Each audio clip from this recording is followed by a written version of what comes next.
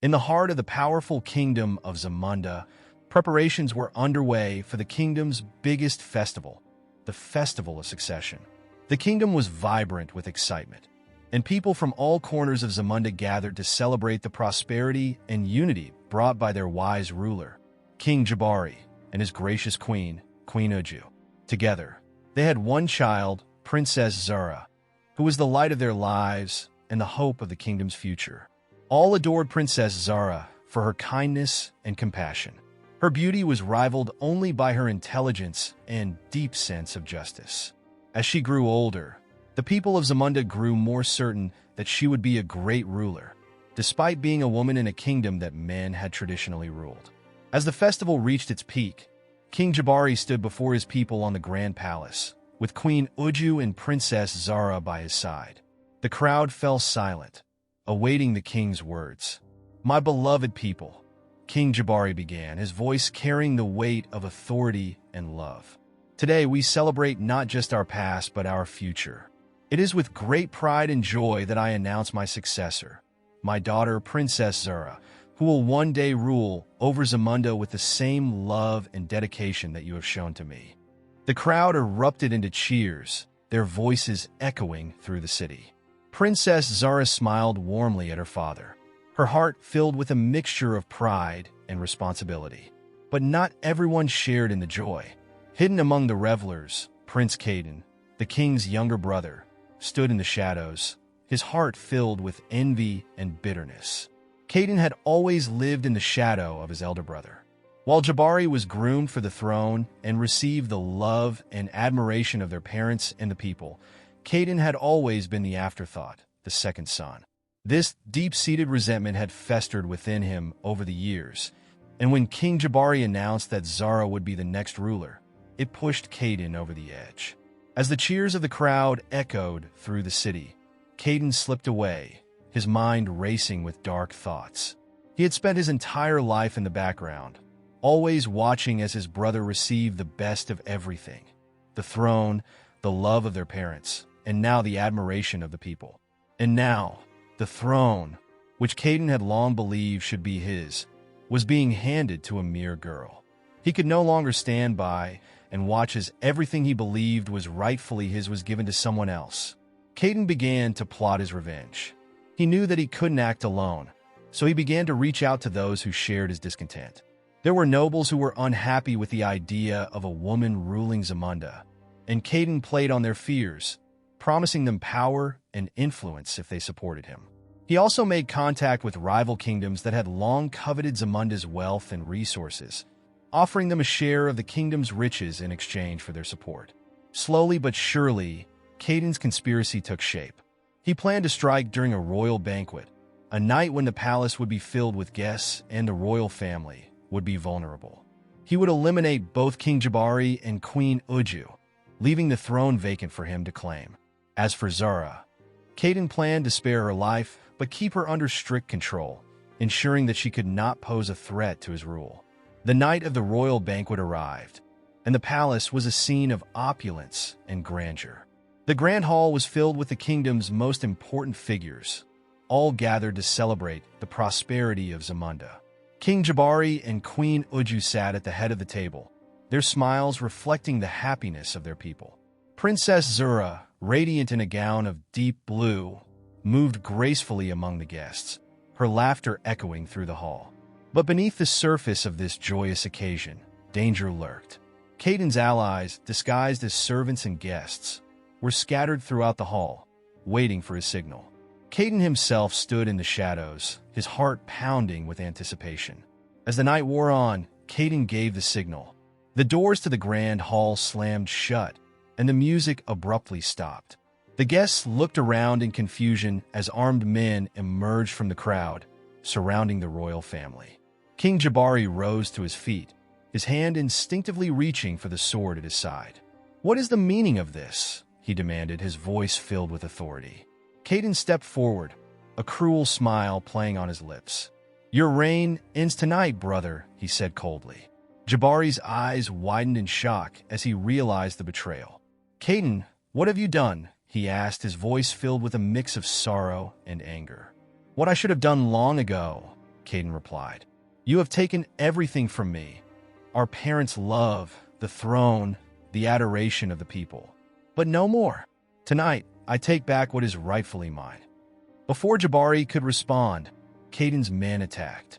The hall descended into chaos as guests screamed and fled, the once joyous celebration now a scene of horror. King Jabari fought valiantly, but he was outnumbered. As he struggled to protect his family, he saw Caden advance toward Queen Uju, a dagger in his hand. "No!" Jabari cried, rushing to his wife's side. But it was too late. Caden plunged the dagger into Uju's chest, her lifeless body crumpling to the floor. Jabari, filled with grief and rage, turned to face his brother. But Caden was ready. With a swift motion, he drove his sword into Jabari's back, ending the life of the king. Princess Zara, frozen in shock, watched in horror as her parents were murdered before her eyes. Her world shattered in an instant, the happiness and security she had known ripped away by the man she had once called uncle. But Caden did not kill Zara. He had other plans for her. He instructed his guards to take her to her chambers and keep her there under strict supervision. She was to be locked away, only allowed out during major events to maintain the appearance of normalcy. Caden seized the throne, becoming a cruel and oppressive ruler. Locked away in the palace, Princess Zara's world became a prison. The once vibrant and joyful princess withdrew into herself, her smile fading into a permanent expression of numbness. She was plagued by nightmares of that fateful night, her sleep filled with images of her parents' lifeless bodies and her uncle's cruel smile. The loss of her parents and the betrayal by her uncle left Zara feeling isolated and alone. She trusted no one, not even the guards who were kind to her. In her darkest moments, she questioned whether life was even worth living. The weight of her grief and despair was overwhelming, and she found herself battling the temptation to give up entirely. Caden, now king, ruled with an iron fist. He rewarded those who demonstrated loyalty to him and treated those who were critical of him with cruelty. The once prosperous and harmonious kingdom of Zamunda fell into disarray under his tyrannical rule. The people who had once adored Zara now whispered about the princess who never smiled, the girl who had lost everything and had seemingly given up on life. Zara's days became a monotonous blur of loneliness and sorrow. She was only allowed out of her chambers during major events, where she was paraded before the people to give the illusion that everything was normal. But the people could see the change in her. The light in her eyes was gone, replaced by a hollow, empty gaze. Eli, the loyal guard who had served King Jabari, watched in agony as the kingdom he loved was torn apart by Caden's rule. He had seen his own family suffer under the new king's oppressive regime, and his heart ached for Princess Zara, who had been reduced to a shadow of her former self. Eli knew that he could not stand by and do nothing. He had sworn an oath to protect the royal family, and though King Jabari and Queen Uju were gone, that oath extended to Princess Zara. He could see that the princess was losing hope, that she was slipping further and further into despair. Eli decided that he would do whatever it took to help her escape from the kingdom, even if it cost him his life. One night, under the cover of darkness, Eli made his move. He carefully navigated the palace's corridors, avoiding the guards who had been loyal to Caden. He reached Zara's chambers and quietly entered, finding the princess sitting by the window, staring out into the night. "Princess," Eli whispered urgently, "we must leave now." Zara turned to him, her eyes filled with a mixture of confusion and despair. "Eli, what are you doing here?" she asked, her voice barely above a whisper. "I'm getting you out of here," Eli replied. "You can't stay here any longer. It's not safe." Zara shook her head, her expression one of resignation. "There's no point, Eli. My parents are gone. My kingdom is gone. What's left for me out there?" "Hope," Eli said firmly. "There's still hope, princess. Your parents wouldn't want you to give up. They would want you to fight, to survive. I found a way to get you out of Zamunda, to take you to safety. But we must go now." Zara hesitated for a moment, the weight of her grief threatening to pull her back into the darkness. But then she thought of her parents, of the love they had for her, and of the responsibility she still carried for her people. Slowly she nodded. "All right, Eli, let's go." Eli led Zara through the palace's secret passages, carefully avoiding the guards. He had planned the escape meticulously, knowing that one wrong move could mean their capture, and likely their deaths. They made their way to the stables, where Eli had prepared 2 horses for their journey. They rode through the night, putting as much distance between themselves and the capital as possible. Eli knew that Caden would not hesitate to send men after them once he realized that Zara was gone. Every second counted, and Eli pushed the horses to their limits as they fled toward the kingdom of Akodo, ruled by King Olu, a close ally of Zara's father. Zara and Eli arrived in the kingdom of Akodo exhausted and emotionally drained. King Olu welcomed them with open arms, offering them sanctuary and protection. He had been a close friend of King Jabari and was devastated to hear of his and Queen Uju's deaths. When he saw the state of Princess Zara, his heart broke for her. In Akodo, Zara was treated with respect and care. The people of Akodo had heard of the tragedy that had befallen Zamunda and were sympathetic to her plight.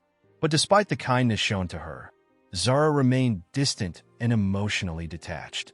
The grief and trauma she had experienced had left deep scars, and she found it difficult to connect with anyone, even those who meant well. As the days turned into weeks, Zara's emotional state did not improve. She spent most of her time alone, lost in thoughts of her parents and the kingdom she had lost. She was consumed with thoughts of avenging her parents, of taking back what was rightfully hers. But at the same time, she struggled with the weight of the responsibility that came with being queen. Could she truly lead her people after everything that had happened? Could she find the strength to rule a kingdom that had been torn apart by betrayal and violence? The people of Akodo began to whisper about the princess who never smiled. Zara's once radiant smile had disappeared, replaced by a cold, distant expression. No matter how hard they tried to bring her comfort, nothing seemed to reach her. The joy and laughter that had once defined her were gone, leaving behind only a hollow shell. But while Zara wrestled with her inner demons, events were unfolding in Zamunda. Caden's rule grew increasingly tyrannical, and the people began to suffer under his oppressive regime. The nobles who had initially supported Caden began to regret their decision. They had hoped that by backing Caden, they would gain power and influence. But instead, they found themselves under the thumb of a tyrant who cared for nothing but his own interests. Discontent spread through the kingdom like wildfire, and soon, a plan to overthrow Caden began to take shape. The conspiracy involved both nobles and commoners, as well as members of the military who had grown tired of Caden's oppressive rule. The conspirators knew that they could not succeed without the support of the people, so they began to spread the word that Princess Zara was still alive and that she was the true heir to the throne. The people, who had always loved Zara, rallied behind her name, and the stage was set for a revolt. When the day of the uprising came, Caden was caught off guard. The soldiers who had once been loyal to him refused to follow his orders, and the people stormed the palace, demanding his removal. The nobles who had supported the conspiracy seized control of key positions within the government, and Caden found himself surrounded. With no allies left and his power crumbling, Caden was captured and imprisoned. The people of Zamunda rejoiced, knowing that the tyrant who had brought so much suffering to their land was finally gone. But there was still one more step to take. Princess Zara needed to return and reclaim her rightful place as queen.